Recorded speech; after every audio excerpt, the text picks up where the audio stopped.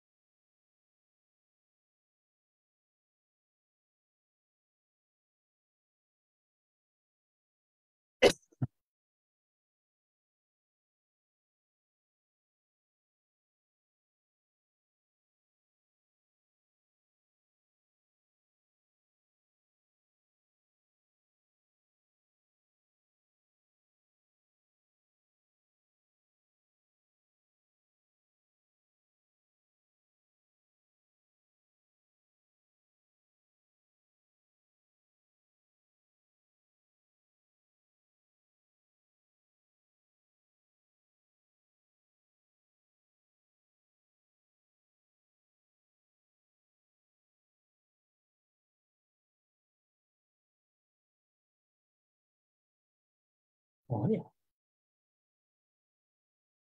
My sincere greetings to everyone. And with this greeting, we are going to start this class. And as always, we will start the class with holding the mind, taking refuge in Buddha, Dharma, and Sangha, and also holding the mind of enlightenment, bodhicitta, as our main motivation to participate in this class, and also as a part of our training, to train our minds, to train ourselves to these two amazing mental states, being part of our everyday way of thinking, way of feeling, way of interacting with other beings, with these two minds. That will be very, very helpful.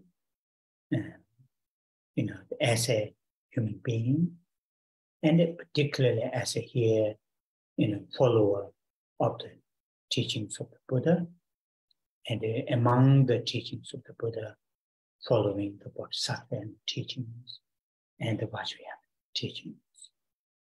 And if we live our life, if we interact with the other living beings and their environments with these two minds, then no doubt our actions of the body, speech, and the mind will be very, very positive, very, very constructive, helpful to ourselves and helpful to others. Right here and now, also in the long term. So,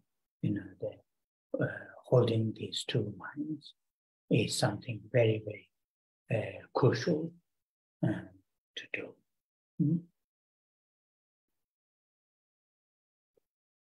Trước tiên, Thầy gửi lời chào thân ái đến tất cả quý Phật tử và chúng ta bắt đầu buổi Pháp hội ngày hôm nay. Như thường lệ, chúng ta bắt đầu bởi khai triển một tâm quy y nơi Phật, Pháp và Tăng, và tâm của sự giác ngộ, đó là tâm Bồ Đề, để bắt đầu tham dự nghe Pháp và cũng đồng thời là một phần trong sự luyện tâm của mình. Rèn luyện tâm của chúng ta, trạng thái tâm ý của chúng ta để được là một phần của lối suy nghĩ, lối cảm giác hàng ngày, cũng như là sự giao tiếp khi chúng ta giao tiếp với những người khác, mà chúng ta mang hai trạng thái tâm này thì thật là hữu ích khi chúng ta là con người và đồng thời cũng là những người noi theo giáo lý của Đức Phật. Và trong số những người noi theo giáo lý của Đức Phật, chúng ta noi theo Bồ Tát Đạo cũng như là Phật giáo Đại Thừa. Và như vậy, nếu chúng ta có thể sống cuộc đời của mình, giao tiếp với những người khác, với môi trường, với hai trạng thái tâm này, thì trạng thái tâm của chúng ta sẽ trở thành tích cực và xây dựng. Hai trạng thái tâm này sẽ giúp ích cho bản thân của mình và đồng thời cũng giúp ích cho những người xung quanh, những người khác, hiện tại và ngay bây giờ, cũng như về tương lai dài lâu. Và như vậy, giữ hai trạng thái tâm này, tâm quy y nơi Tam Bảo và tâm Bồ Đề là điều thiết yếu. As you know from your own experiences, and also I have shared with you, holding the mind, taking refuge, and mindful enlightenment is not just saying those beautiful lines, though verbally saying that those four the lines is very, very nice to do, but it is more powerful and more useful when we say the lines, feel from our heart, depth of our heart, feel the refuge and bodhicitta. To have that kind of unshakable, unmovable, that kind of mind, refuge and bodhicitta, then we need to train our mind bit by bit, step by step. And the training is very, very important. Just faith, just believe alone will not, though it's very, very helpful, but will not take us that far. Unshakable, unmovable mind taking refuge in three jewels to have, then we should have the understanding of the qualities of the three jewels. And that's what we are doing based on this sutra. And it is not only based on the sutra. There are many other teachings explaining the qualities of the Buddha, Dharma, and Sangha. And that is what we need to do, gradually, stage by stage. And also, the clear understanding of the nature of our current, this unenlightened existence. though we have human existence, compared to many, living beings around us, this human existence is very unique, very quite often in Buddhist texts use precious human rebirth, called precious, very valuable. Yet we are not free from dukkha and the origins of dukkha. And to really to understand that our current existence of that nature of dukkha and the origins of dukkha being part of our current existence, then it is good to study like the, out of the Four Noble Truths, the first two Noble Truths of dukkha and the origins of dukkha.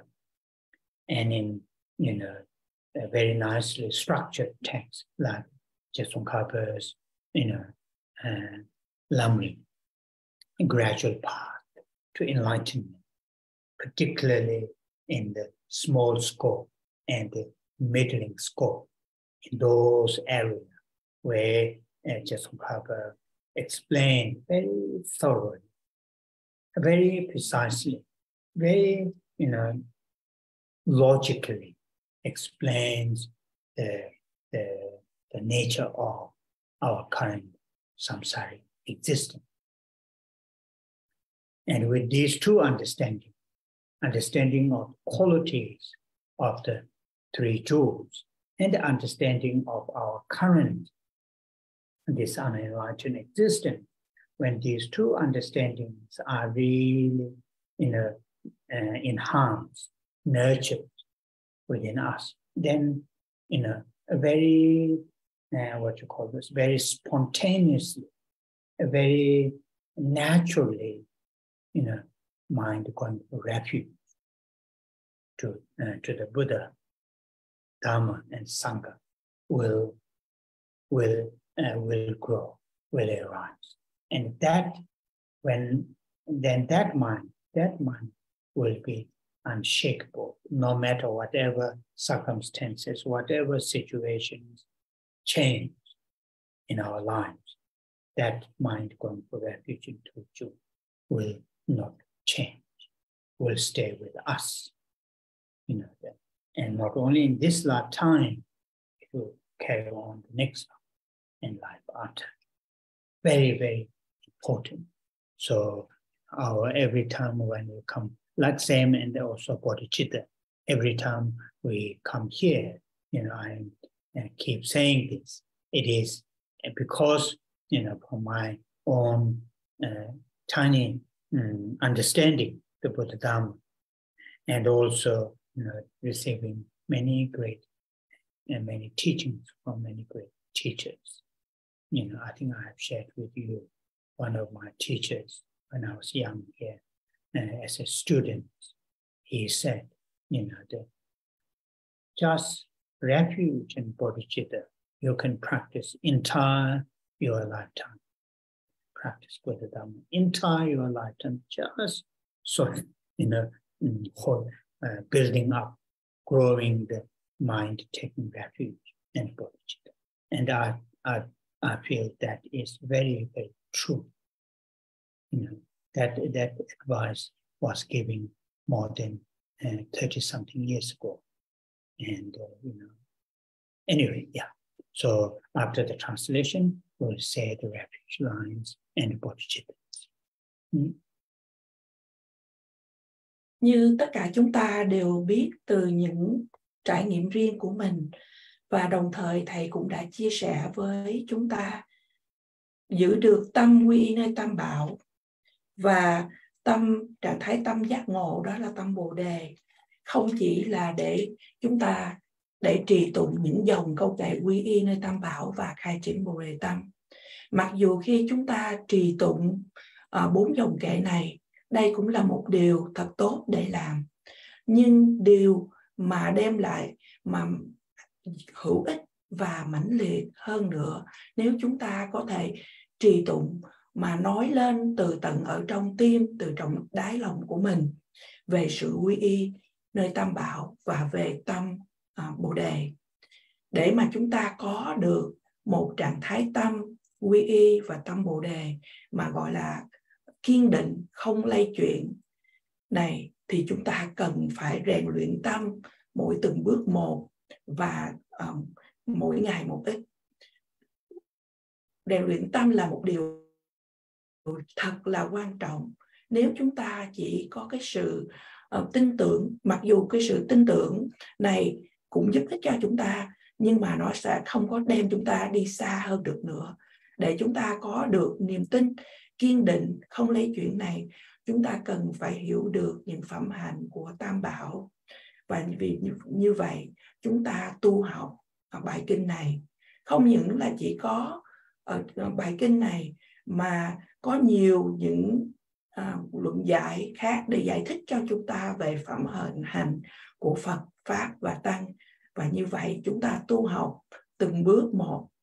Đồng thời chúng ta cũng cần phải hiểu về cái sự tồn tại mang thân người hiện tại của chúng ta. Mặc dù thân người hiện tại của chúng ta so sánh với những chúng sinh khác, thầy nói rằng thì nó có những nét đặc thù mà trong từ ngữ Phật giáo chúng ta thường mô tả là thân người quý giá hay thân người đầy giá trị. Tuy vậy, mang thân người của chúng ta không chưa thoát khỏi dukkha là sự khổ và nguồn gốc của sự khổ. Để chúng ta hiểu được về sự khổ và nguồn gốc của sự khổ khi chúng ta mang thân người, thì chúng ta cần phải hiểu về tứ diệu đế. Cụ thể rằng là 2 đế đầu tiên, đó là khổ đế và tập đế, là nói về nguyên nhân của sự khổ.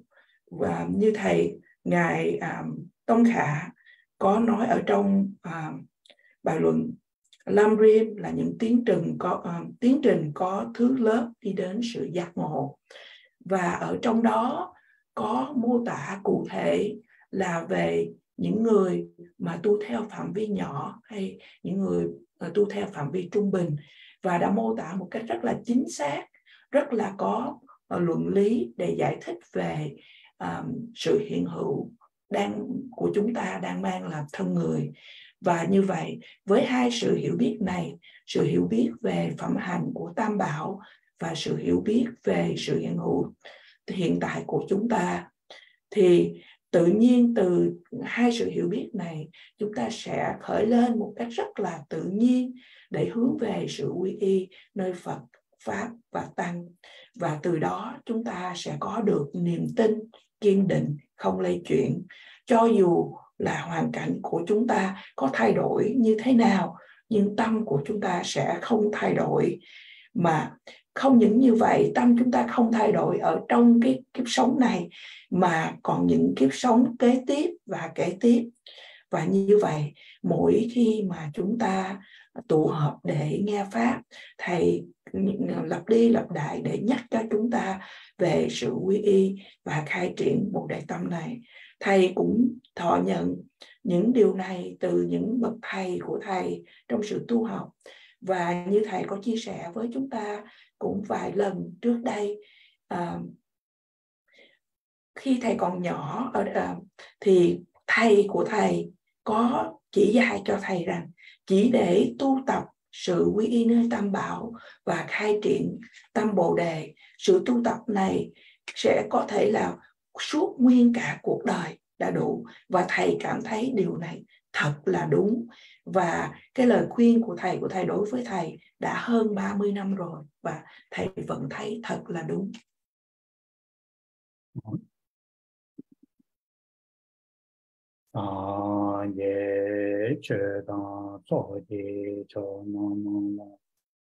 Chanju Pado Tang Yaso Che Dagi Jinso Gize Cho Nama Ye Dola Tenje Sanje Dubara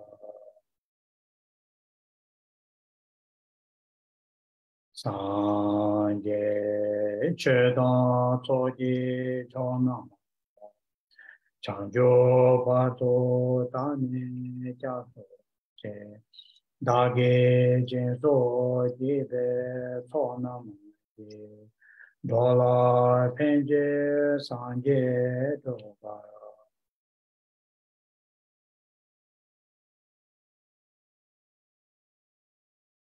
Sanje Cheda Soji Chonamala Chanjo Pato Dane Chaso Che Dage Jenso Jive Sonamanje Dola Penje Sanje Dobara.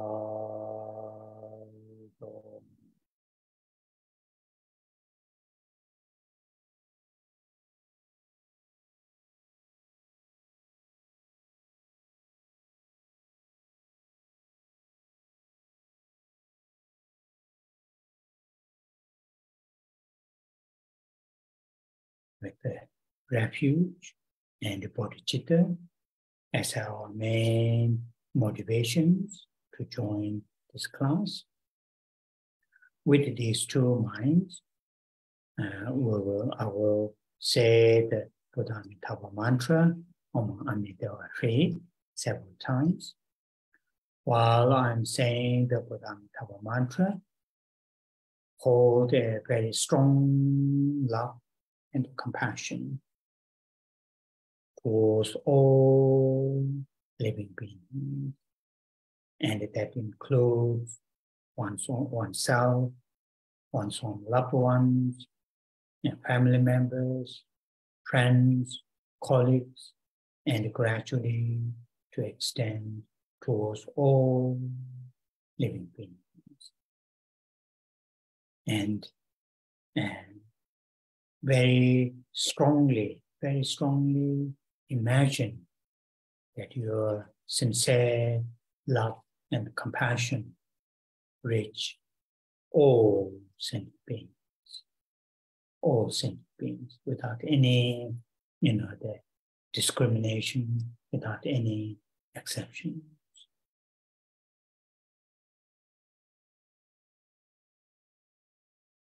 Với tâm quy y nơi Tam Bảo và tâm Bồ Đề là động cơ chủ yếu để chúng ta tham dự buổi thuyết pháp ngày hôm nay. Với hai trạng thái tâm này, bây giờ chúng ta hãy cùng trì tụng câu mật chú của Đức Phật A Di Đà Om Amideva Shri nhiều lần. Trong khi chúng ta trì tụng, quý vị hãy giữ một lòng từ ái bi mẫn một cách mãnh liệt đối với tất cả chúng sinh hữu tình, trong đó bao gồm bản thân của mình, những người thương của mình, gia đình, những người đồng nghiệp của mình, và từ từ nới rộng ra đối với tất cả chúng sinh hữu tình.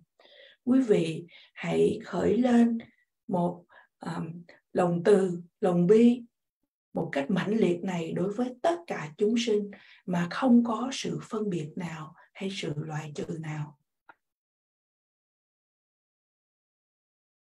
Om Amideva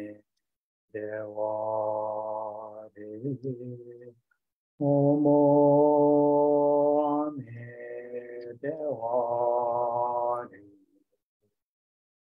Om Amideva Om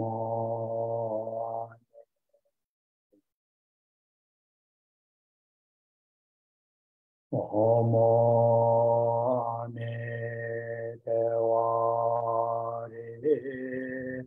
Om Amideva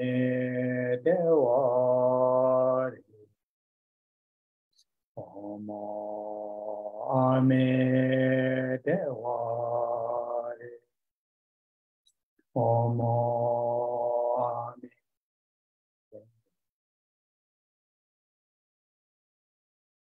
Om Amideva Om Amideva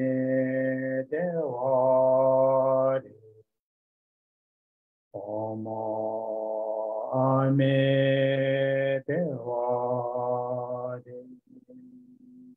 Om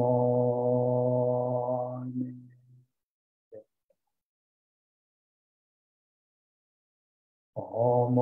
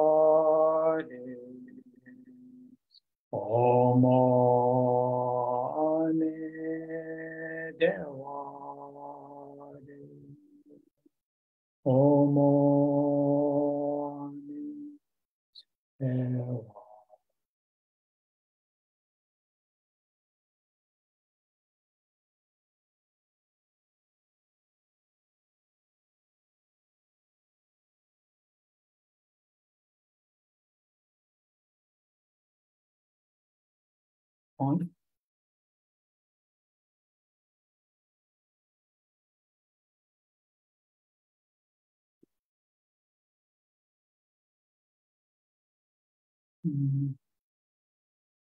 So, and I will continue reading Sutra. And last Saturday, last Saturday, our reading, and in English, he is the guide who leads the beings to the city of Nirvana. In Tibetan, Tibetan leader, or the captain in the those big ferries, big boats. They have a captain to steer the entire ship, entire a passenger or cargo in the ship. So here, that's where we left, and today I will continue from there.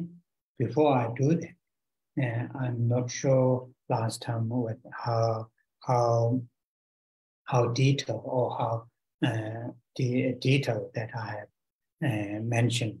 I explained this last line, and here, if I haven't, I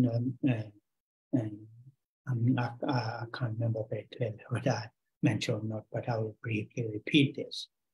Now here in Tibet, in those big, ships to cross from one continent to another continent, there are so many. There are passengers, those cruise, ships. There are so many different passengers, and with that, there are so many other things. And when the captain steers the, what you call the ship from one, port to another port, and he or she carries the entire passengers with him or her. Similar to that, the Buddha, the historical Buddha, when he teaches, his teachings are given to all the different mental living beings who have all different mental dispositions. No sentient beings are left behind, saying you are not ready to to the teachings. And here, traditionally put into this called three. I'll say first in Tibetan, which is good. Tekpa sum, tekpa sum. Tekpa quite often translated a vehicle to carry. Sum, three vehicles. So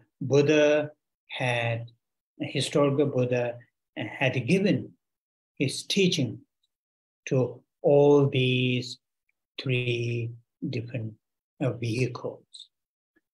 Three different vehicles are, in the sense, three different mental dispositions.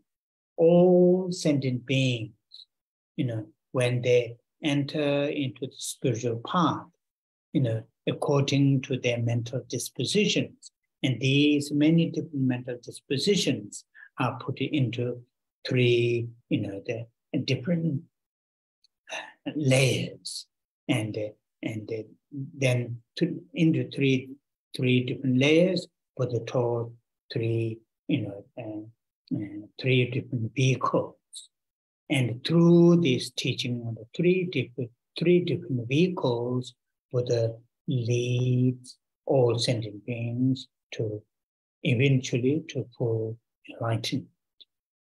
So this, what you call the analogy, the captain, the ship captain, carries all passengers to one port to the next port. No passenger is left behind in that ship. So that is a beautiful analogy. So the Buddhas, Buddhas or historical Buddha, his teachings are given to all these different mental dispositions and lead sentient beings stage by stage, eventually to full enlightenment.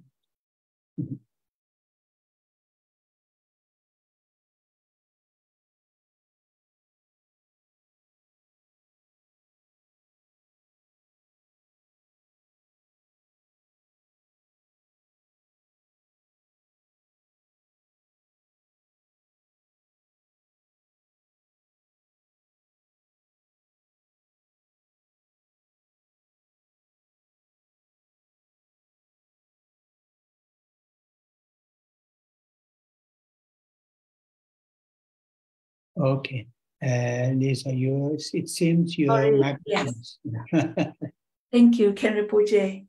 Thầy bắt đầu giảng cho chúng ta về bài kinh, và ở đây chúng ta ở trang 6 và dòng thứ 3. Dòng này nói rằng Ngài là đấng hướng dẫn chúng sinh đi đến thành trì Niết Bàn. Ở đây từ Thê Quyên nói đến đấng hướng dẫn hay là thuyền trưởng trên một con tàu lớn mà lái tàu đi chở cho những người hành khách đi trên con tàu lớn. Và trước khi mà giảng tiếp thêm nữa, thầy không chắc chắn rằng là thầy có giảng cho chúng ta những chi tiết hồi tuần trước hay không, và như vậy thầy lặp lại. Thì ở trên con tàu lớn này mà để băng qua đại dương từ một lục địa này đến một lục địa khác, cũng giống như là để như chúng ta đi những con tàu mà đi thưởng ngoạn, thì đi từ một cái cảng này đến một cái cảng khác và dừng ở đó. Tương tự như vậy, khi dạy giáo lý, Đức Phật giảng cho tất cả chúng ta, những người có những căn cơ khác nhau, mà Ngài giảng cho chúng ta không có người nào bị bỏ lại, mà không có người nào mà được bị xem rằng là chưa có sẵn sàng để mà thọ nhận giáo lý. Và ở đây từ tiếng Tây Tạng, thầy gọi là Thekpa Sum. Thì Thekpa ở đây là những cỗ xe hay những thừa, và Sum là số 3, là 3 cỗ xe hay 3 thừa. Thì Đức Phật Thích Ca lịch sử đã giảng dạy 3 thừa hay 3 cỗ xe này ở trong một chiều hướng rằng là cho tất cả những chúng sinh, chúng ta có những căn cơ khác nhau, và khi chúng ta đi vào đạo lộ về tâm linh thì được như là phân loại về ba lớp, 3 tầng và 3 cỗ xe khác nhau. Và qua 3 cỗ xe này thì Đức Phật hướng dẫn để chúng ta tu tập đến sự giác ngộ. Như vậy, cái sự tương tự này thật là hay để diễn tả, giống như rằng là một chiếc tàu, một chiếc thuyền đi từ một cảng này đến một cảng khác mà không ai bị bỏ rơi, bị ở lại. Qua những cái giáo lý, những sự giảng dạy của Đức Phật thì đã dẫn cho chúng ta tu tập mỗi từng bước một.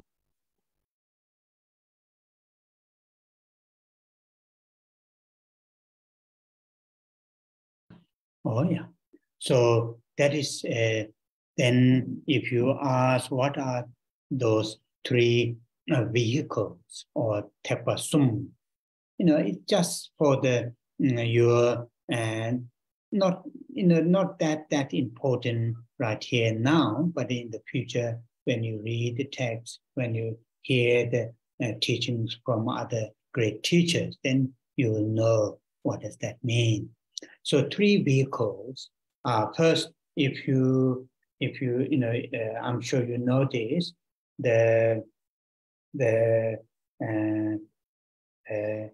entire from the Bodhisattva in the teachings point of view, or from the Mahayana teachings point of view, all the teachings of the Buddha are divided into 2, which is called Mahayana and Hinayana, which is not very nice translation or not very nice terms.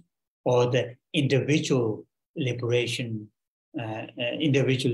paths, and the universal liberation path, universal path. So Bodhisattva path and the individual liberation path. So like that too. Now, if you look at then it, divide the second one, individual liberation, the path, then divide into two, then it will become three vehicles. The individual liberations, the teachings, if we divide into two, then these two are called, the vehicles of the hearers, listeners, and vehicles of the solitude realizers. So individual liberations, that Buddha taught, individual liberations in a seeker's path, or the vehicle, then divided into two. The hearers or listeners a vehicle, and the solitude realizers a vehicle. So then Bodhisattva and a vehicle. It becomes three vehicles. Quite sometimes people, put the Vajrayana vehicles, but the Buddhist Vajrayana vehicle is part of the Bodhisattva and the vehicles. I'm not saying all the Bodhisattva and the teachings are Vajrayana teachings, but generally, Vajrayana teachings is not something separate from the Bodhisattva or the Mahayana teachings. So that is so the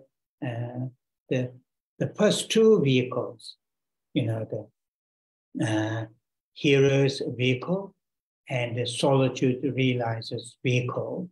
These two vehicles are the mainly, belongs to individual liberation seekers, the vehicle, or in the teachings given Buddha, historical Buddha given teachings to those people who are seeking individual liberation, not all sentient beings to lead to the same enlightenment, but individual.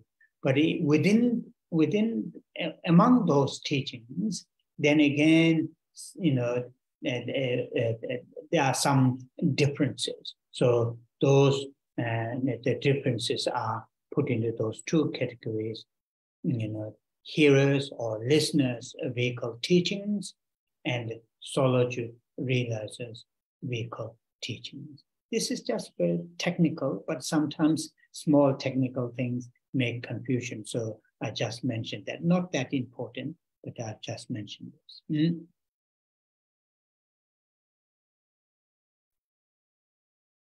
Trong 3 cỗ xe, giáo lý của Đức Phật được xếp vào chia làm 2 phân loại. Đó là chúng ta nói nghe từ là đại thừa và tiểu thừa. Mặc dù từ tiểu thừa thì thầy nói là cái từ này không được nói một cách hay lắm để mà nói đến những người tu theo hàng thanh văn và bậc chư duyên giác. Thì trong 3 cỗ xe hay 3 thừa này, chúng ta nói đến thứ nhất là hàng thanh văn, và thứ nhì là bậc chư duyên giác, và thứ ba là những tu theo Bồ Tát thừa. Đôi khi chúng ta lại nghe từ Mahayana hay là đại thừa, nhưng mà thầy nói rằng là khi chúng ta nói đến Bồ Tát thừa, thầy không nói rằng tất cả những người tu theo Bồ Tát thừa thì lại thuộc theo giáo lý của đại thừa. Nhưng mà nói chung thì Bồ Tát thừa không có tách rời với giáo lý của đại thừa, hay giáo lý của đại thừa không tách rời với Bồ Tát thừa. 2 cỗ xe đầu tiên đó là về thanh văn và chư duyên giác. Thì các chư vị này mưu cầu để tìm sự giải thoát, tự giải thoát hay là giải thoát cho chính mình, không mục đích không có để mà dẫn tất cả chúng sinh hữu tình đi đến sự giác ngộ. thì ở trong ở đây thì có một sự sai biệt một chút xíu, thì từ cái hàng Thanh Văn và Bồ Tát và chư duyên giác, nhưng mà những yếu tố này cũng không quan trọng. So the main meaning, the essence of this last line that we read last Saturday, is the guide who leads beings to the city of Nirvana. In this meaning, the essence of this line is the historical Buddha had given teachings to all the different mental dispositions, and according to their mental dispositions, then the teachings are given, and eventually, stage by stage, to lead to the goal of enlightenment. That is the main, meaning or main meaning. Now, today's our reading will start from the next line in Tibetan, Yeshe Pakto Meba. Yeshe Pakto Meba. And in English, it says, he has measureless wisdom. Measureless wisdom. So now, this term in Tibetan, Yeshe, Yeshe, and here they translated wisdom.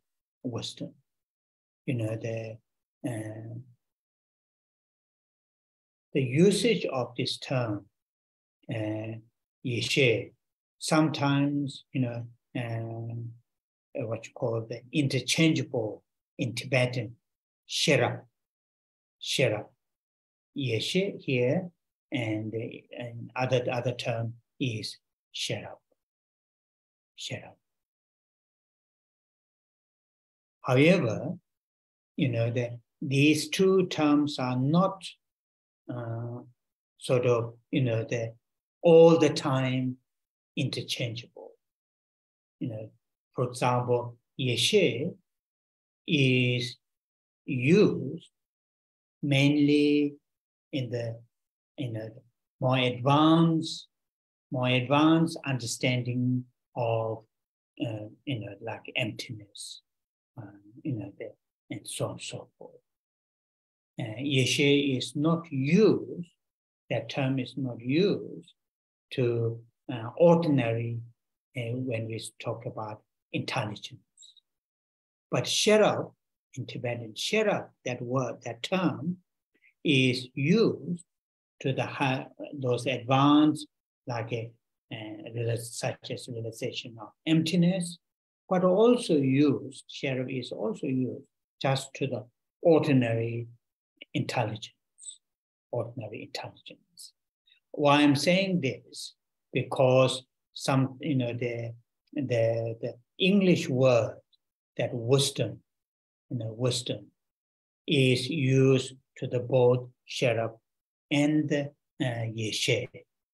But in the Tibetan, Sherab can be used to at certain, like when we use as a Yeshe, but Yeshe cannot be used all the time, same as the Sherab where we use. So there are these, this is again some long-term, it may benefit to you, your Dharma understanding to enhance. Now here, the meaning is Yeshe Pakto Meba. Pakto Meba, here the term is used in English, measureless. The measureless in this case, the measureless in the sense,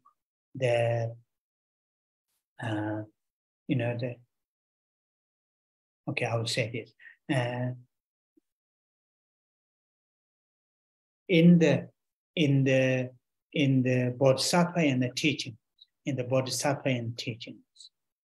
from the Buddha, the historical Buddha, and all those great Indian masters, and then follower of the Tibetan teachers.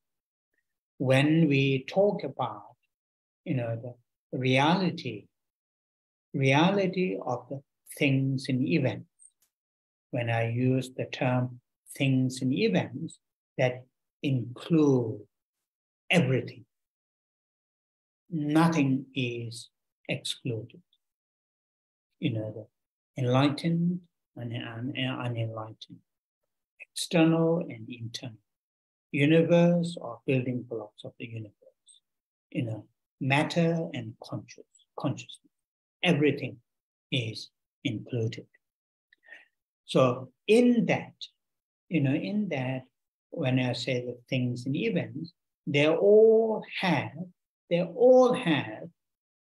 know, the two layers of reality, two layers of reality. The reality of conventional reality, conventional truth, you know, in literal translation from Tibetan, Kunzok Dempa, conventional truth, and ultimate reality or ultimate truth. All things and events, big or small, internal or external, physical or mental, they all have these two, you know, realities, conventional realities and ultimate reality. And here, this term, measureless wisdom, you know, he has measureless wisdom in the sense the enlightened beings or the historical Buddha's wisdom is, you know, able to understand, able to realize, you know, both nature, both realities, you know, conventional reality and the ultimate reality of all the things and events simultaneously. And that is what here the term measureless wisdom. Measureless wisdom, in the sense Buddha's wisdom is able to understand or able to realize it, the conventional and the ultimate truth of all the things and events simultaneously or at the same time. So that is here talking. And at that levels of that kind of wisdom is unique. Even the very higher, you know, the bodhisattvas who are in a very higher level, like the last stage, which is called 10th stage, 10th bhumi in Sanskrit, bhumi, or 10th stage, which is the next stage is going to attain enlightenment. Even the bodhisattvas who are in that stage, though they have amazing, you know, very, very similar to, you know, though they have very similar realizations as an enlightened being, but they don't have this wisdom. Wisdom realizes conventional and the ultimate reality of the all things and events at the same simultaneously. That is here Yeshe Paktum Nema.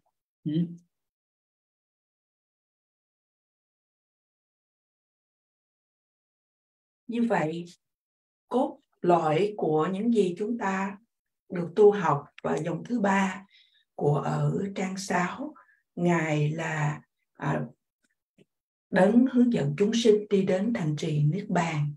Trong một chiều hướng là Đức Phật đã thuyết pháp, đã giảng dạy đối với tất cả chúng sinh mà có những căn cơ khác nhau, dựa theo những căn cơ của từng người một mà Đức Phật giảng dạy. Và như vậy hướng dẫn mỗi từng bước một, mỗi từng giai đoạn một để chúng ta có thể tu tập đi đến sự giác ngộ. Hôm nay sự tu học của chúng ta là vào dòng kế tiếp, đó là dòng thứ 4 trên trang 6. Và dòng này nói rằng Ngài sở hữu vô lượng trí tuệ. Nếu trong tiếng Tây Tạng quý vị thấy hai từ đầu, đó là yeshe. Yeshe ở đây nói đến trí tuệ. Từ ngữ này cũng có một từ ngữ khác có thể dùng để thay đổi với từ yeshe, đó là từ sera. Hai từ này cũng được dịch ra là trí tuệ.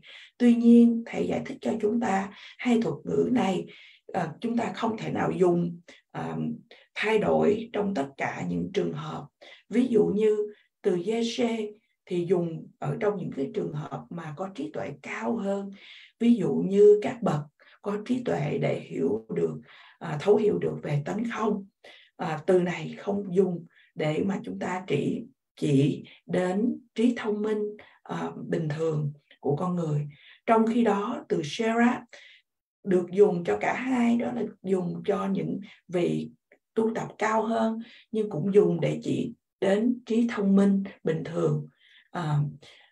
Như vậy chúng ta thầy giải thích điều này cho chúng ta để trong tương lai nếu chúng ta bắt gặp hai từ này, chúng ta có thể thấu hiểu được về cái danh từ của thuật ngữ Phật Pháp bằng tiếng Tây Tạng hơn, sâu xa hơn. Và như vậy kế tiếp từ Pattumepa, ở đây từ Papa có nghĩa là có cái sự đo lường, mà từ Mepa là phủ định, có nghĩa là như vậy sở hữu vô lượng, là không có thể nào đo lường được.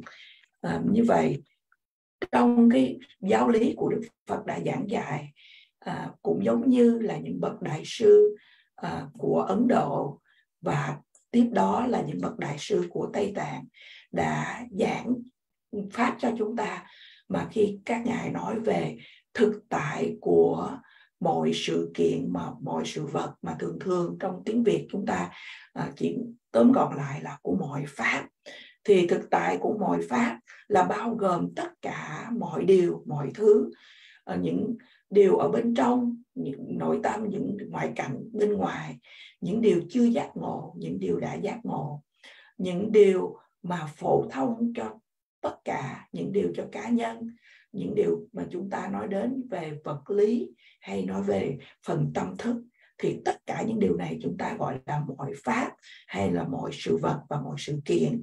Thì tất cả những điều này đều có hai mức tầng của chân lý hay thực tại mà chúng ta thường được nghe gọi là tục đế và chân đế, hay những thực tại mà theo lối thông thường của thế gian và những thực tại tối hậu.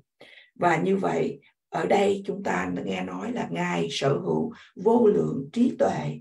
Trí tuệ của Đức Phật là có khả năng để mà thấu hiểu về thực tại tương đối cũng như thực tại tối hậu cùng một lúc, cùng một thời điểm.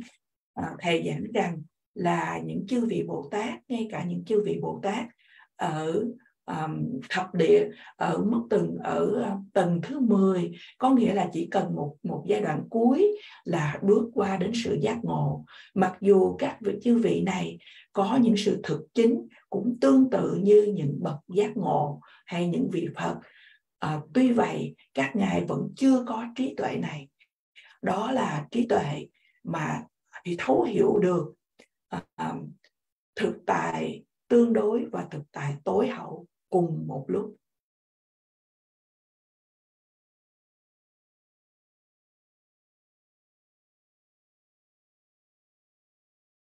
Now the next line is Popa Samdimichaba. Popa Samdimichaba.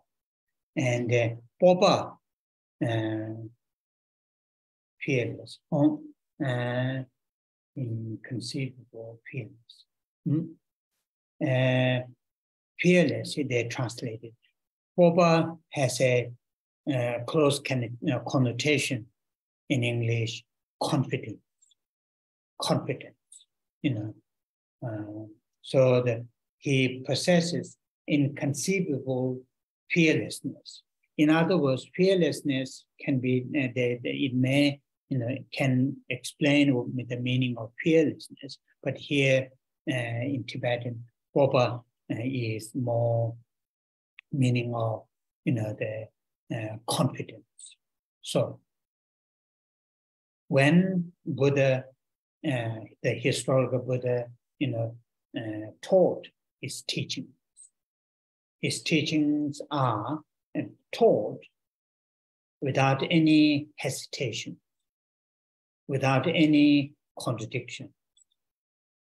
When the people ask, people ask questions, when people they request further interpretation, these are were given without any sort of hesitation, without any confusion. So that kind of confidence is because his own realization.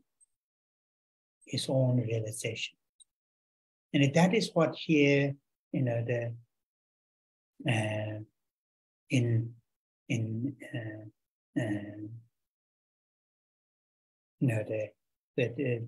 Buddha's teachings are put into two categories. The teachings of realizations and the oral teachings.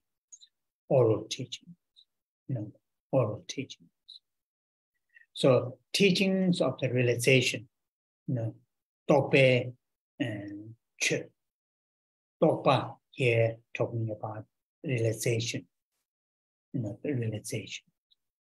So the entire oral teaching that Buddha had given through his own realization. Like, the people like me and the other, I don't know others, but like me, when I lead classes, like here that I'm doing, not out of my realization. I don't have any deep realization, but listening, reading, little bit of thinking, and through that, able to say, but not that kind of art of realization. Therefore, there isn't that confidence. And when like me, and I say, even within an hour, there might be lots of contradictions in that during that period of blah blah, or lots of confusion.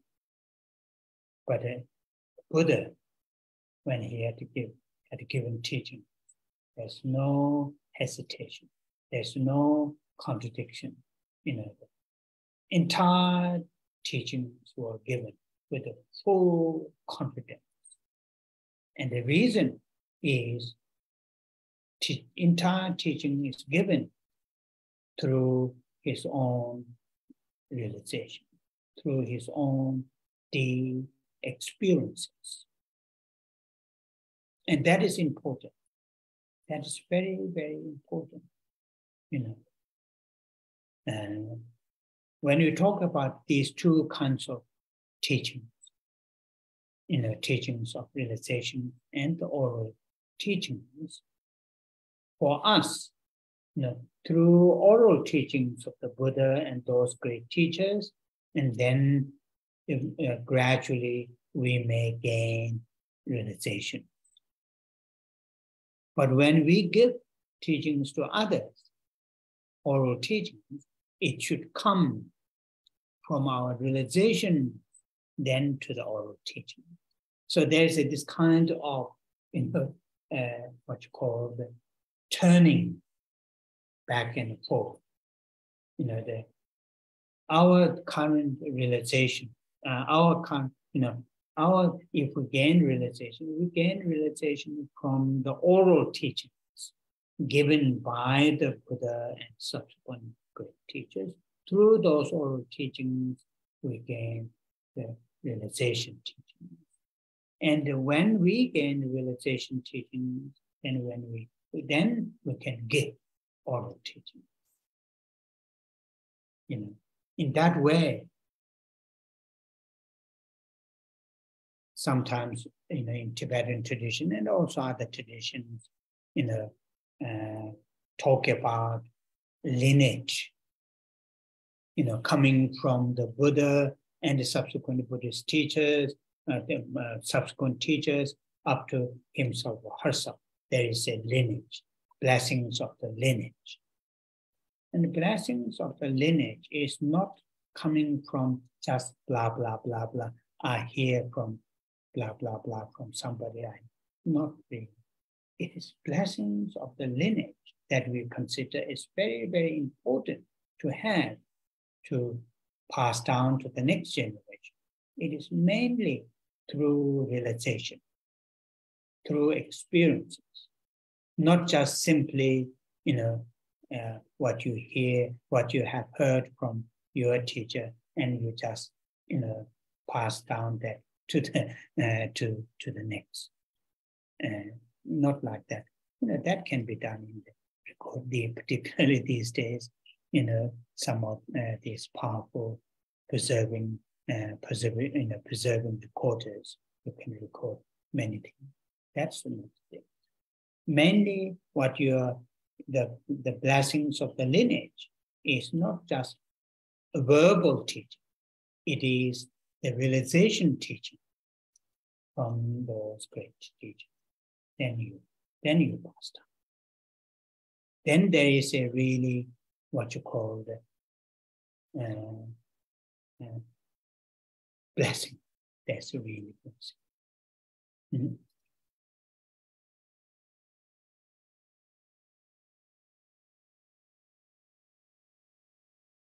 Dòng kế tiếp chúng ta, đó là dòng cuối của trang 6, nói rằng Ngài sở hữu sự can đảm không thể nghĩ bàn. Ở đây từ tiếng Anh như quý vị thấy đó là từ fearlessness, có nghĩa là sự vô ý hay sự không sợ hãi, và tiếng Việt chúng ta nói sự can đảm. Nhưng thầy nói ở đây có ý nghĩa hơn là sự tự tin. Thì Đức Phật giảng dạy những giáo lý cho hàng đệ tử mà không có sự do dự nào, không có sự mâu thuẫn nào. Khi những đệ tử hỏi những câu hỏi hay thỉnh cầu để mà giải thích thêm nữa về những chủ đề của Phật Pháp, thì Ngài đã giảng mà không có sự do dự, cũng như không có cái sự mâu thuẫn hay là lầm lẫn nào.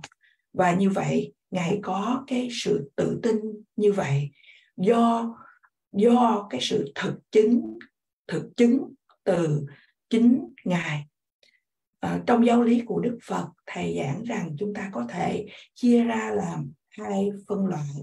Giáo lý của Đức Phật được giảng dạy qua sự thực chứng, được truyền qua sự thực chứng, hay truyền qua khẩu truyền, là qua những lời nói. Thì từ ngữ tiếng Tây Tạng chúng ta nghe nói Tokpa Chư, có nghĩa là sự giáo lý được truyền qua sự thực chứng. Thầy lấy ví dụ một lần nữa của chính bản thân của thầy. Khi mà thầy giảng pháp là qua cái sự thực chứng của thầy, mặc dù thầy nói là thầy không có một cái sự thực chứng sâu xa nào hết, chỉ qua cái sự suy nghĩ và ngẫm nghĩ, và thầy chỉ có thể để mà truyền lại giảng cho chúng ta. Thì trong 1 tiếng đồng hồ thầy giảng cho chúng ta, có thể là chúng ta sẽ tìm thấy một ít nhiều những mâu thuẫn hay những cái sự lẫn lộn. Nhưng mà đối với Đức Phật giảng dạy một cách không do dự, một cách không có sự mâu thuẫn, và toàn bộ giáo lý của Đức Phật giảng với một cái sự tự tin. Và lý do là tại vì những giáo lý này được giảng qua từ chính sự thực chứng của Đức Phật, từ chính sự thực chứng của riêng Ngài, thực chứng sâu xa. Và điều này thật là quan trọng. Khi chúng ta nói về 2 sự giảng dạy hay là truyền qua sự thực chứng, hay sự giảng dạy qua khẩu truyền hay lời nói, đối với chúng ta thì chúng ta chỉ nói đến cái sự giảng dạy qua lời nói, qua khẩu truyền. Thì khi mà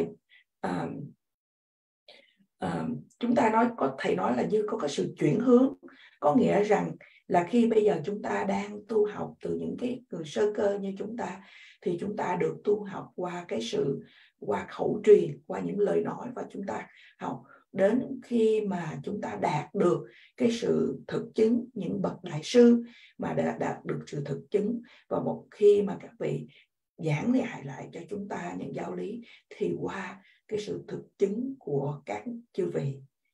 Khi chúng ta nói về những dòng truyền thừa, đặc biệt là những Phật giáo về Tây Tạng, chúng ta nói đến thí dụ dòng truyền thừa từ Đức Phật đi đến tất cả những bậc đại sư, và cuối cùng đến một vị thầy nào đó. Chúng ta không chỉ nói những điều như thầy dùng tiếng Anh là bla bla, có nghĩa là chỉ nói để nói bằng chỉ lời nói mà thôi.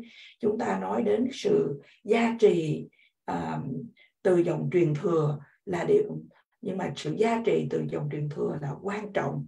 Đó là cái sự đi từ một cái bậc thầy này đến bậc đại sư này đến bậc đại sư khác.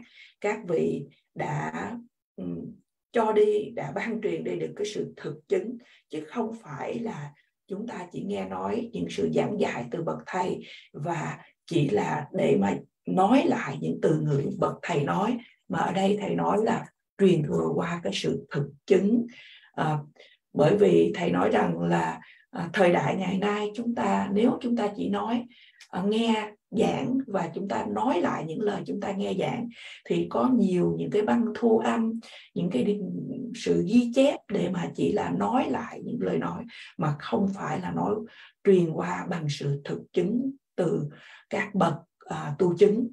Và như vậy khi chúng ta nói sự gia trì của dòng truyền thừa thì không nói chỉ bằng những lời nói, mà sự truyền thừa qua sự thực chứng, và khi đó chúng ta mới có thể dùng được sự từ ngữ, thuật ngữ là sự gia trì từ dòng truyền thừa.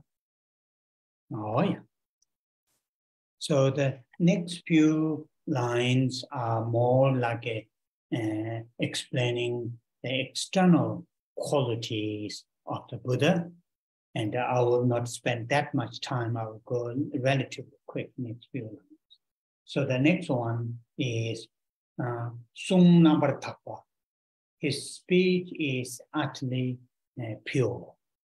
Nambarthapa, pure in the sense, there is no what you call the element of distortion, and from the point of view of speech itself and the motivation, there's no distorted distorted motivations. There's no distorted speech itself. So therefore, his speech is utterly pure. Then the next one is Yang Niệm. Its tones are melodies. So in other words, there's one particular discussions. It says the Buddha, the historical Buddha, when he teaches, and like our sound, our speech, the people who are sitting close, they hear in terms of the strength, high strength, louder than the people who are sitting back row. And the Buddha speech, it hasn't got that kind of differences, whether you're sitting on the front row or the back row, in terms of the what you call the volume of the sound is equal, same. There's no differences. And also here, particularly here, melodies, this young, we all have a different, what you call the way to express the words, and all those things. Some people have a very soft gentle, and so on and so forth. Some people have a, like I have a habit of speaking too fast and repeating again and again, and not very pleasant to people to listen. But the Buddha hasn't got that. So very, song niệm bảo. Yeah, anyway. Và những dòng kế tiếp mô tả những phẩm hạnh về bên ngoài của Đức Phật, và thầy sẽ đi nhanh ở trong phần này. Dòng thứ nhất ở trang 7 nói rằng khẩu ngữ của Ngài hoàn toàn thanh tịnh. Thanh tịnh ở trong một chiều hướng là không bị sai lệch, bởi vì những lời nói của Ngài là từ sự thực chứng của chính Ngài. Và dòng kế tiếp nói rằng âm thanh của Ngài du dương. Âm thanh của Ngài du dương ở đây có một cái sự thảo luận cụ thể mà chúng ta thường được nghe, đó là nói rằng Đức Phật lịch sự khi Ngài thuyết pháp thì âm thanh của thuyết pháp của Ngài thì thầy mô tả rằng là nếu những người thông thường khi chúng ta nghe âm thanh thì những người mà ngồi gần của chúng ta thì nghe âm thanh của chúng ta nó sẽ lớn hơn, và những người ngồi những hàng sau thì sẽ nghe nhỏ hơn. Nhưng mà khi những khẩu ngữ của Đức Phật nói ra thì cho dù những người ngồi ở gần Ngài, ở hàng đầu, hay những người ngồi ở xa hơn, hàng cuối, thì cái cường độ của âm thanh vẫn đều giống nhau, không có sự khác biệt. Và từ văn của tiếng Tây Tạng để mô tả là âm thanh của Ngài du dương. Thầy nói rằng chúng ta đều có những cái cách khác nhau để mà diễn đạt những cái từ ngữ của chúng ta. Có những người thì nói rất là êm dịu, riêng thầy thì có cái thói quen nói nhanh và cứ lặp lại hết lần này lần khác, vân vân. Nhưng mà ở đây nói Đức Phật là âm thanh của Ngài du dương. And the next line is also talking about, the enlightened beings or the Buddha, his sort of appearances, external appearances. So, one can never have enough of looking at him. In other words, no matter how long that you gaze, look at to the Buddha's image, physical image, how often there is in this sense of saying, okay, now I had enough. I want to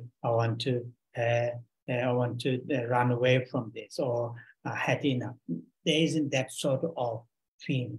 Or whenever and how long and how often you gaze to the image of the Buddha, there's always yearning to gaze, continue. So that is here, it is not only one period of time. It is not only certain time. It is all the time when you gaze to the Buddha image of the Buddha or Buddha's, physical body. There isn't that sense of, sense of feeling, tiredness, and so on and so forth. So that is here, Kujeta Chongship. It is due to the entire physical body of the Buddha. It's not, though like the historical Buddha, though he had same 2 hands, 1 head, 2 eyes, and so on and so forth. And it is like our physical, we can touch and bath and so on and so forth. But that is how we sort of perceive. That is how we are able, only that. That's only we are able to what you call make the connection. So when we talk about Buddha's body, speech, and mind, enlightened beings, body, speech, and mind, body, the out of three doors of body, Buddha's body is not like the material build of material that we have.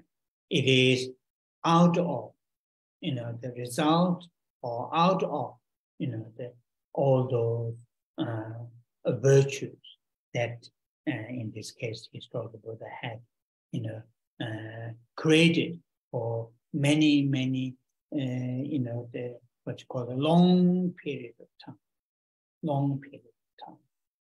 Our current body, this body, no matter how nice, how beautiful, how healthy, and so on and so forth, and also it has a lot of positive, but still it is the result of the karma and affliction.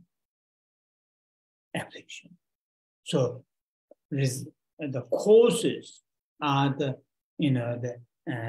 what you call the affliction and the karma. Our body, no matter how nice, beautiful, how healthy, and so on and so forth, it has a fault. Enlightened beings' body is the result of the virtue, wholesome. Therefore, it's different. So that's what here, talking about this quality of no matter how long, how often that we gaze, that we look at, and that we encounter the enlightened being's body or image, there isn't any sense of tiredness, any sense of feeling of enough, all the time. There's always sense of joy to gaze. Some of you may have been to Bodh Gaya in the main temple. I'm talking about the statue. I'm talking about statue. I'm not really talking about enlightened beings with body. In that small temple, nowadays very, very, very difficult to have a good time to stay inside the temple, because too crowded. But in 1970s, my first visit to that Bodh Gaya, was 1974. And those days, you can stay there hours and hours and hours. Not many people. When His Holiness that I was there for His Holiness teaching in Bodh Gaya, he gave Shantideva's Guide to the Bodhisattva's Way of Life. That was his first teaching on that particular text. And there were more less than few thousand. And also, other non-Tibetan Buddhists coming. Wasn't that huge crowded like these days. And they're very easy to go. There's no security check, nothing. You can go during the day, you can go in the evening, at night, at any time. Nowadays, all the time there's security check and hardly can. So my point is, my own experience, and go there in that small temple and sit there and gaze. It's beautiful Buddha statue. Only I felt tiredness or whatever, annoying is the heat, because those days there isn't air conditioner or the fans or anything like that, and heat. That's the only bother. But just watching, looking at the statue, and saying the prayer was very, very, very calming, pleasant, peace. And this is just gazing at a statue of Buddha. If we encounter real enlightened being, it will be very. So this is what this line, Kujeta Chogmishi.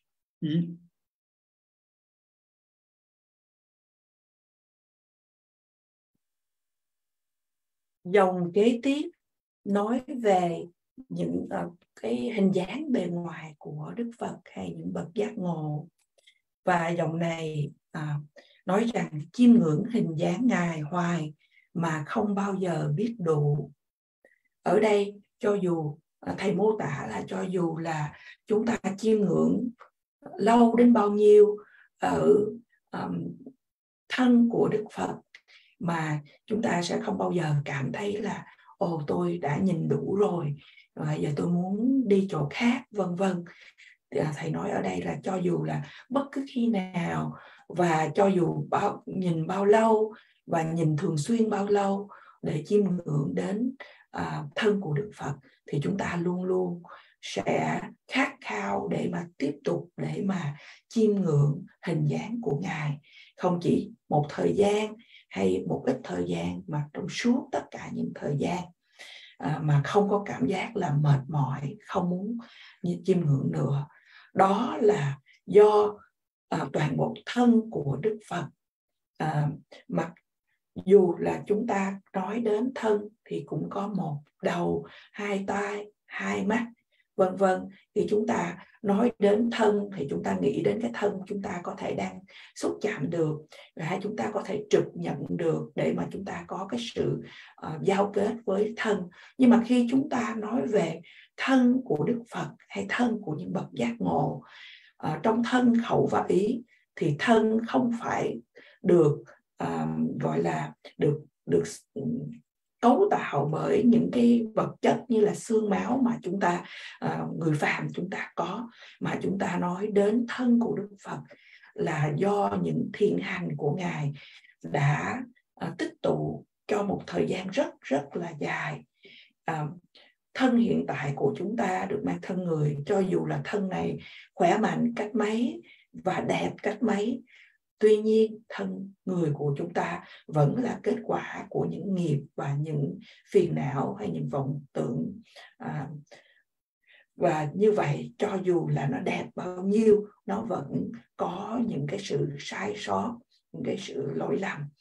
Thân của Đức Phật do những thiện hành, những thiện đức mà Ngài đã tạo ra trong một thời gian rất là dài, thành ra là toàn hảo. Và như vậy cho dù là chúng ta chiêm ngưỡng bao lâu và bao nhiêu lần thì chúng ta sẽ không cảm giác thấy một cái cảm giác của sự mệt mỏi hay là cảm thấy đủ, mà chúng ta luôn cảm thấy những niềm vui. Thầy kể cho chúng ta về một kinh nghiệm mà thầy đã đi đến Bồ Đề Đạo Tràng, mà cái chùa nhỏ mà trong đó là có tượng Phật Thích Ca. Bây giờ thì chúng ta đi thì chúng ta sẽ thấy là nó quá là đông để mà chúng ta có thể có những cái trải nghiệm như vậy. Nhưng mà năm 1974, khi mà thầy đi tham dự thuyết pháp của Đức Đạt Lai Lạt Ma, và Ngài đã thuyết pháp về nhập Bồ Tát hành của Ngài Đại Tịch Thiên, và lúc này tham dự thì chỉ có vài ngàn người đi tham dự, và cũng không có những người không phải là người Tây Tạng, và thời đó thì cũng không có phải kiểm soát an ninh vân vân. Thì thầy được đi vào trong đó và ngồi trước tượng Phật và chiêm ngưỡng tượng Phật thật là lâu, và chỉ để cầu nguyện và chiêm ngưỡng Đức Phật. Và như vậy thầy có cảm giác rất là dễ chịu và rất là an lạc. Và ở đây thầy chỉ mô tả cho chúng ta về chỉ được chiêm ngưỡng bức tượng Phật. Thì như vậy quý vị hãy tưởng tượng là nếu mà được thật sự diện kiến Đức Phật, được chiêm ngưỡng Đức Phật, thì cái cảm giác đó sẽ được như thế nào? Oh yeah, just last line today. The last line is Kutsumbaneva. His form is without comparison.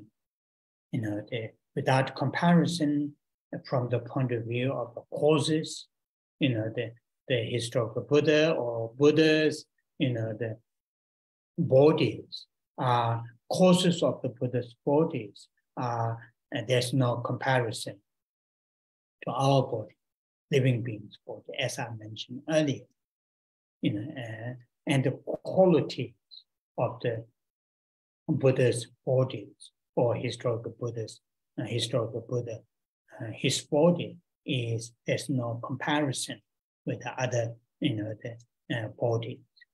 And in comparison, there's no comparison in the sense, to bring the joy, to bring happiness, to bring calm, peace, it will not produce any kind of, unpleasant fear, like that. So that is what here his form is, without comparison. So after this translation, we will say the 21 paragraphs and the long life and the dedication. Và dòng cuối thầy giảng cho chúng ta hôm nay đó là sắc thân Ngài không gì so sánh được. Thân của Đức Phật không ai có thể mà so sánh được với thân của Đức Phật. Không so sánh được trong một chiều hướng là khi nhìn thấy được sắc thân của Đức Phật thì sẽ đem lại cho chúng ta những niềm vui, những sự an lạc, những cái sự tĩnh lặng, vân vân. Và chiêm ngưỡng thân của Đức Phật sẽ không đem đến cho chúng ta những cảm thọ mà không thoải mái, ví dụ như những nỗi sợ hãi, âu lo, vân vân. Và chúng ta chấm dứt buổi thuyết pháp ngày hôm nay.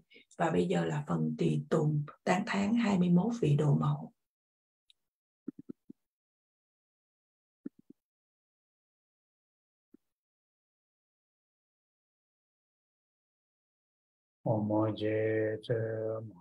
Pamadoma cha che Tanze doma nyuma pa Chene keje lo dan cha Chite sumge chuji che Kesa che wa ne nido Chanze tongge tawa pen Kawa jene zikbe she Kama tongda tsoba na Dako chewe ra para Chanze sengwe chune ke Peme chan nabara ke Chemba zunru gado she Saba samden juni Chanze teishin chebe to Taye nabara jawa che Malu paru jimba to Jawe segi chindu ten Chanze toda rahong yi Duda choda nabaka Jide dombo shabdi ne, leva meba guba ne, chanze jaje mela tsang, ngongla nato wanju che, jombo rola tisa nama, nijun choji dune te, chanze jaje chadang te, paro chubu rato jong, ego yunjang shabdi ne, meba chuba shindo para, Chanze turi jikwa chen, duye pao nambara chong, chuye shene chonye ten, dao tamje malu se, chanze kunjo sumzen chaje, seme toga nambara ten, malu choje kolo ten, rangye weje sonaman che, chanze rabdo gawa che pe, hoje weje chengwa pe, Sheba Rakshe Tudara, Dudan Jingden Wando, Chanze Sashi Kyongwe So, Tamje Guba Nirmani,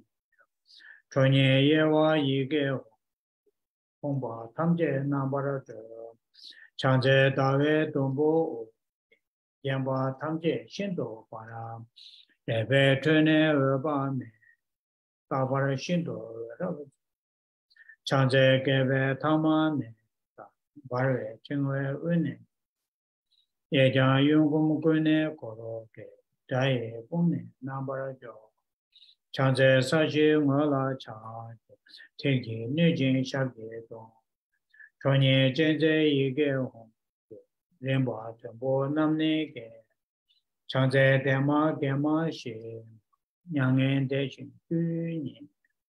So Omda Yanda De Dewa Chembo Jombani Chanze Kune Koravaka Taye Lune Nambarake Ige Jube Ngane Dewa Hule Domani Chanze Turi Shamni Tabe, Hongi Nabe Sabin, Pera Meda Radan Be, Jigden Sumna Yewan, Chanze Lai Zoyina, Reda Dajen Chana, Tara Niju Peji, Duna Malu Bane Se, Chanze Lai Zonam Ge, Hada Miam Ji Den. Kune Goja Gawa Ji, Zeda Melama Ba Se, Chanze Nima Dawa Ji, Chinye Bola Roba Se, Hara Niju Dodara, Shindo Taku Rene Se, Chanze Tini Sumnam Gu, Shive Tudan Yanda Den, Denda Rona Nijun So, Jomba Tori Rabjoni. Savanga Jeta Badi, Chanze Wani,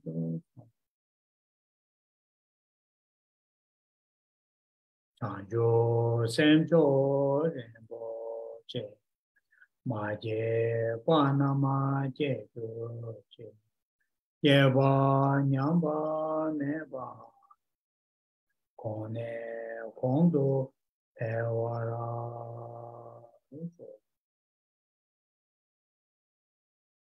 Hare Rave Kore Shengama De Penda Dewa Malu Jone Jere Sewa Tenzin Jaso Shabe Sede Bado Tenjoro.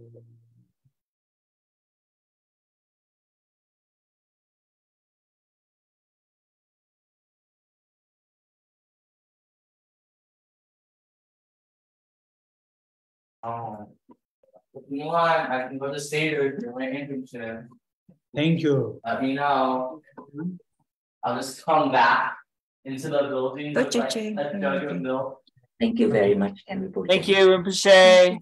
Thank you, Rinpoche. Thank you, Rinpoche. Thank you, Lisa. Thank you, Lisa. Thank you, Lisa. Good night, Lisa. Thank you. I will see you next Saturday. All right, thank you. Good night. Thank you, Rinpoche.